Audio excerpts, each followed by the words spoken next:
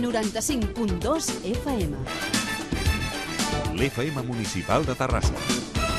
I seguim parlant de persones amb discapacitat. Aquest cap de setmana es va celebrar al Cinema Girona de Barcelona la primera mostra audiovisual sobre discapacitat de Barcelona, DISDOC 2013.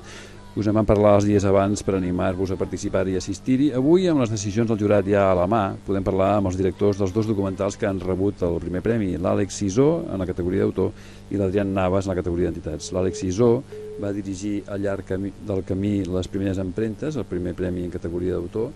Ell viu a Lleida, es va desplaçar al Cinema Girona de Barcelona per rebre de mans de la consellera de Benestar Social i Família Neus Munté el primer premi. Àlex, què tal, com estem? Al llarg del camí, les primeres empremtes explica la vida d'una parella que té un fill David amb la síndrome de Down. Com va ser que fessis aquest documental?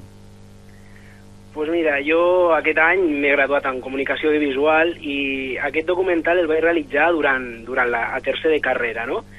Llavors, doncs, ens van encomanar fer un reportatge, un col·lectiu que tingués poca presència als mitjans de comunicació.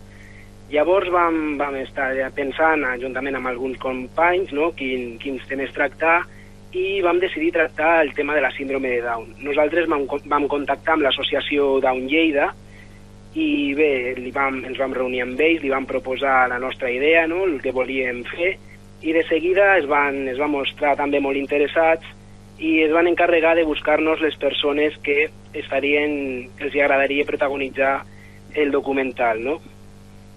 Llavors, doncs, ens van passar el contacte de la família Amogòdia, que, bueno, és una parella que tenen dos fills, un fill d'uns 7 o 8 anys i un altre que és el David, que és en aquest cas el protagonista del documental, que el fet és que quan va néixer el David es van assabentar en el moment del part que el nen havia vingut al món amb la síndrome de Down. Llavors és una notícia bastant forta, no, impactant, que bueno, aquest reportatge el recull molt bé, el testimoni d'aquests pares que expliquen com és rebre aquesta notícia. Però es veu com una cosa normal, si el documental que el vam veure a la mostra doncs, està lluny de l'estigma o el drama que a vegades es pretén relacionar amb la síndrome de Down, no? David és un xaval entranyable. Sí, això és veritat. Això és el missatge que té el reportatge, és que tot i això, el David és un nen que és molt, molt espavilat, des de ben petit, ja el reportatge se'l pot veure jugant allí amb els seus companys a l'escola bressol municipal d'un barri de Lleida, i bueno, que està totalment inclòs a la societat, ell s'ho passa molt bé jugant amb els seus companys, i bueno, els seus pares estan molt a sobre d'ell i l'ajuden en tot el que poden perquè el dia de demà pugui assolir totes les seves fites igual que un ciutadà més. No es pot veure, oi, a internet, no, el documental? No el tens pujat al YouTube, no? No, no el tinc publicat a internet, no.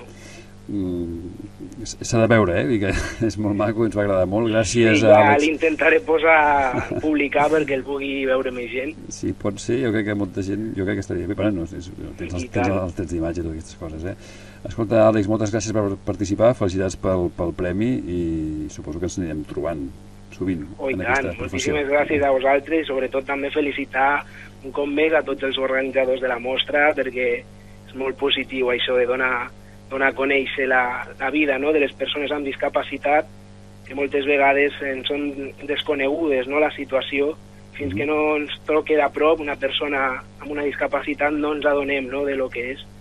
I la veritat és que amb aquesta mostra és una molt bona iniciativa. Gràcies, Àlex, per aquest documental i fins aviat. Molt bé, gràcies a vosaltres, bona nit.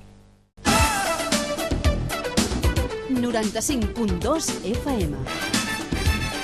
L'FM Municipal de Terrassa.